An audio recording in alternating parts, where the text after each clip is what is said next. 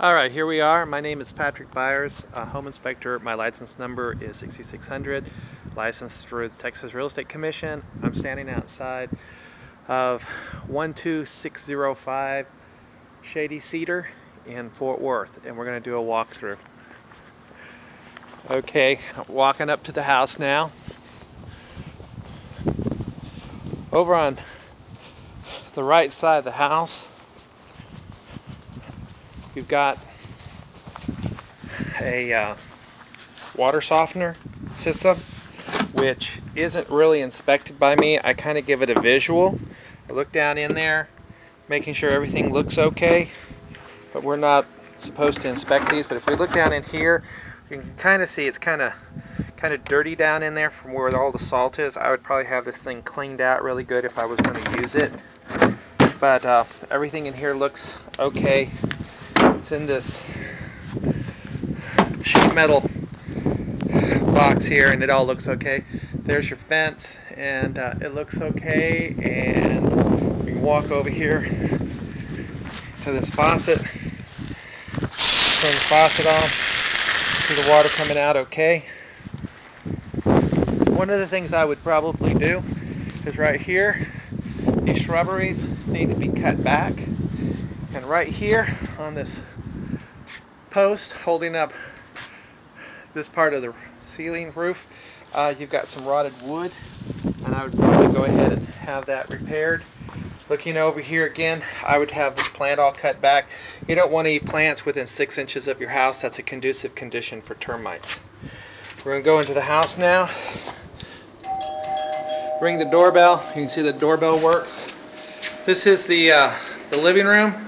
All the windows look okay. I didn't see any windows that looked like it had lost its sealing. This one has like some calcium buildup, but that right there is from the sprinkler system. This is the living room. We got a fireplace. It's just a regular conventional fireplace. Since this is an all-electric house, there's no gas. We're going to go into, this is the dining room area. We're going to walk on over here to where, here you got the dishwasher, and as you can hear it's running. I'm going to open it up, and you can see that it's been running. I'm going to leave that open so we don't have to listen to it. But I was running the hot water. We got hot water here, so the hot water heater is working. Also, with this on, we're going to run the garbage disposal. We're going to go ahead and open this up under here. We're going to see, this is the rest of that system that we were looking at outside for the water filtration in the water system. And also there's a pan up underneath here. We don't see any water drips in there, so we know that nothing is leaking. I'm going to go ahead and get back up. Walk over here to the oven. I'm going to go ahead and turn this on. We can see how fast it powers up. It's already powering up. And so we can tell that those are already hot. So those are working really well. Go ahead and turn this off. Stand back. We're going to give this a minute. And go ahead and start that. So we've got the microwave on. Now on the oven itself, I have it on, and you can't see now that it's red, but that burner's on down there, and there's a lot of heat coming out of there. So the oven and cooktop are working fine. Now, with just a couple of seconds on this, we can go ahead and open it up, put my hand in there, and we can see that this is already getting hot. Okay, again, this is the kitchen area looking back towards the dining room and living room. Now, let's go outside out into the utility room. Here we have the utility room. You got your storage area for your food and stuff over in here. And somebody's gone through and put a sink in here, and I would guess they had a stackable hot washer dryer. Now a washer dryer that isn't stackable will not fit in here. Now if we look here at this, they've added a light right here, and as we go down, this wire is in a conduit, which is supposed to be, but this is cracked right here, this cover. Also, that plug is not GFCI protected. You've got water here, and you've got water there. And you got a GFCI unprotected plug right there. So if you're going to put in a washer or dryer, you're probably going to have to take this sink out. All right, we're going to go into the garage. As we're in the garage, we see that the garage door is insulated really, really well, and that's really good. And you've got these locks right here, which you probably need to take off because they will restrict the going up and down. Here's your, they've put a temperature fan in here so it can blow the hot air out in the summertime. This is your sprinkler system right here. If we look at your panel looks really good. You got arc protectors here and here, which are now the current code. Those go to the bedrooms, and it's all really nice and labeled good. So this all looks really good. I opened it up earlier. I didn't see any double lugging or anything like that. Okay, here is your hot water heater. I'm going to go ahead and open the garage door for you. 2 reasons: so you can see the garage door opening, and you can also get some light in here. Okay, again, here we have the hot water heater, and if we look on the very top, we can see there's no rust or anything like that. It looks really good. That's your shut-off valve right there. It's a ball cock valve. Your T&P valve looks really good. It's plumbed. It comes all the way down to right here, so that's really good. But what I don't like is this. You're not supposed to have a jacket on it. It's supposed to save energy, but they're actually considered a fire hazard, so I go ahead and take that off. Now as we turn around through here, we come over to the water manifold. The water manifold, you can think of it as like the breaker panel for your water system. That way, if you need to shut the water off at the master bath, we can come up here and look and see that that says master bath right there, and we can go right over here and we can shut it off. And if we need to go to the hot water in the master bath, which is located right here, we can shut it off right there. And that's a really, really good thing. This, I think, is one of the better inventions they've done for houses in the last few years. And you got your total water shut off right here. You can shut it off to everything. But without having to kill the water to the entire house, you can do it to just the kitchen sink if you need to. This is really, really a good thing. And this is located in the garage behind this panel. Okay?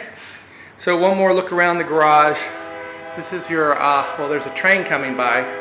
I don't know if you've been to the house or not, but this is the neighborhood. That's my truck. As we look out, and we can hear the train back over that way. So we're going to go back in to the house.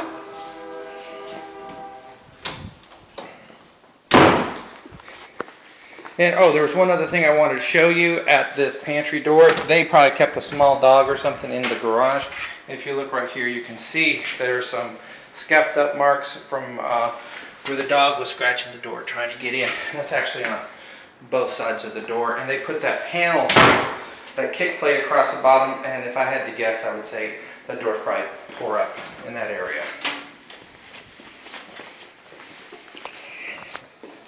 Again, walking through the house, going into this bathroom. Okay, this is the powder room, and as we go into the powder room, we see sinks work, hot water works, toilet flushes first time, no problem. Put my knee against the toilet, push it, the toilet is not loose. Okay, this is just a closet, a linen closet, and then we're going to go upstairs. Okay, got a handrail on this side, it goes to full length, so it's to code. Stairs are all even, so it's to code. You've got a living room type area up here. Again, windows are fine, they haven't lost their seals or anything. Along this wall right here, we've got where a shelf used to be. Just some paint will straighten that up right here. Then we open this up, HVAC system. You've got one HVAC system, but you have 2 zones, which means there's a baffle system, which means you got a thermostat in the master bedroom and you have one downstairs, and that's going to control the heat and the cold for upstairs and downstairs respectively. What that's going to mean is that one air conditioning unit and this HVAC unit has to cool the whole house. And even though it is zoned, what will happen is there's 3 positions, I guess really 4 positions if you want to count off.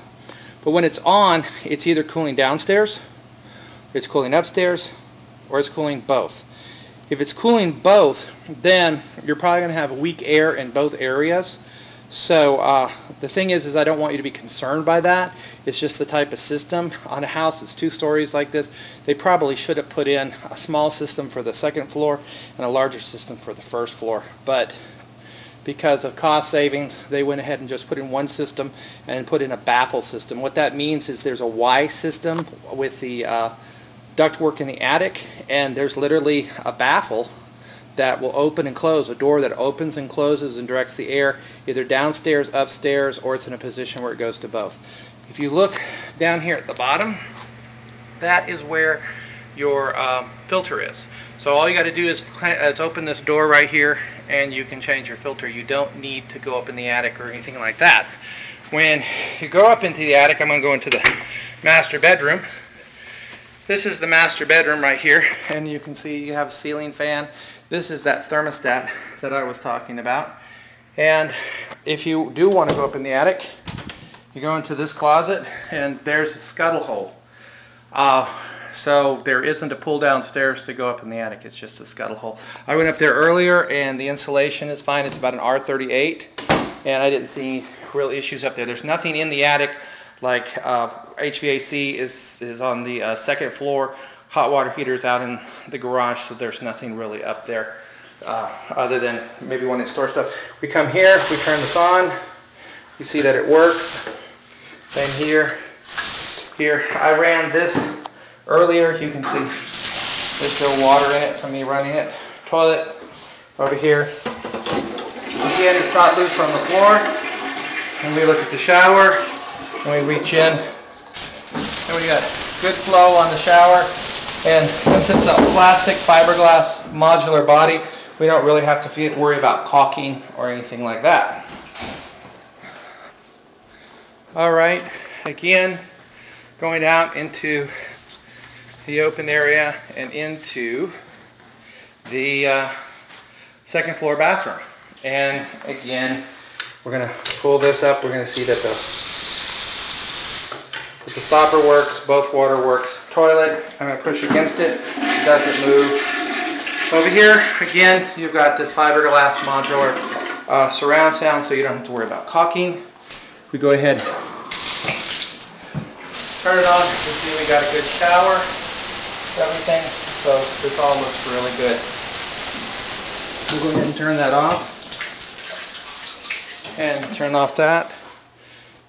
This right here is a bedroom, like for a child, and again, got a closet. We look out the back. The only thing in the back that I really am concerned about is the bottom of that fence along this side of the house. There's some deterioration. There's actually a broken picket over there. This is a very typical dog-eared white pine contractor grade fence. The piping is really, really good. Probably you'd want to go with cedar with a capped fence. I don't see one around here to show you. But if we look down, all the way down between the houses, all the houses are like this, so this is what the builder put in. They tend to rot from the bottom up because they are too close to the ground and they tend to wick up water. Here is, again, the other bedroom, the 3rd bedroom, and we look into the closet, and everything in the closet is okay. All in all, I think this is a really nice house. It's obviously a foreclosure and it needs some help. Oh, there was one other thing. As you come out of the master bedroom, I think this is more handiwork of that dog, and wanting to get into the master bedroom, or probably out. I didn't close this door to look earlier, but wanting to get out, he tore up the carpet right here, and if you look, they put a handle on this door, which I think is not very attractive, but you know, there's that. And this can be better repaired. The carpeting isn't even the same carpeting. It's a white carpet, and this other one is kind of a khaki taupe color. And we've got a tear there, and then this repair right here. So that could probably handle a little bit more work. Again, there's not a whole lot in this house. The house isn't that old, and yeah, the only thing is it just needs somebody to move in and take care of it, take care of the maintenance and all that. I hope you found this video informative, and like I said, I'm going to post it on YouTube, and if you have any comments, just go ahead and email it to me. And oh, that's a long shot of your kitchen. Okay, thanks a lot, and Good luck. Bye-bye.